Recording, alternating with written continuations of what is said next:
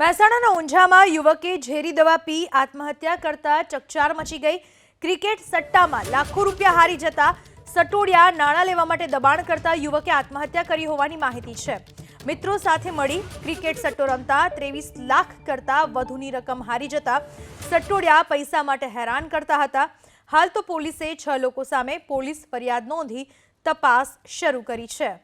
આ વિશે વધુ માહિતી આપવા આપણી સાથે જોડાઈ ચૂક્યા છે મારા સંવાદદાતા હારૂન નાગોરી। હારૂન, આખી ઘટના શું છે, શું જાણવા મળી રહ્યું છે આત્મહત્યાની ઘટનાને લઈને? મહેસાણાના ઊંઝા શહેરની અંદર ક્રિકેટ સટોડિયાના કારણે એક યુવકે આત્મહત્યા કરી છે।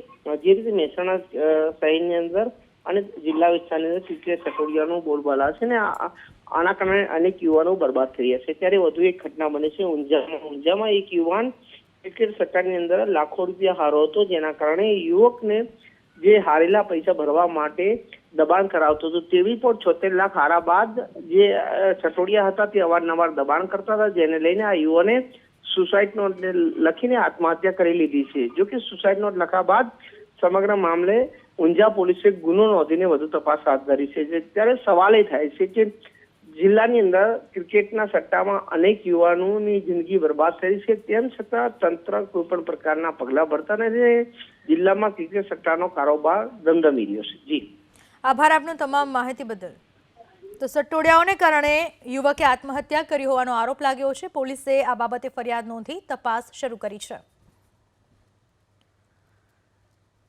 ઊંઝા પોલીસમાં આ 6 શખ્સો સામે ફરિયાદ નોંધવામાં આવી છે। ક્રિકેટ સટ્ટામાં હારી જતા યુવકે આત્મહત્યા કરી હોવાની જાણકારી મળી રહી છે।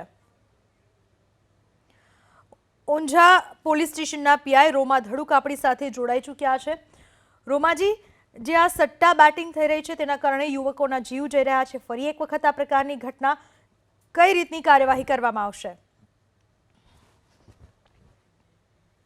લાગે છે સંપર્ક કપાઈ ચૂક્યો છે। મહેસાણાની એક ઘટના છે જ્યાં ઊંઝામાં યુવકે ઝેરી દવા પીને આત્મહત્યા કરી। મૃતક યુવક ક્રિકેટ સટ્ટામાં 23,76,000 રૂપિયા હારી ગયો હતો।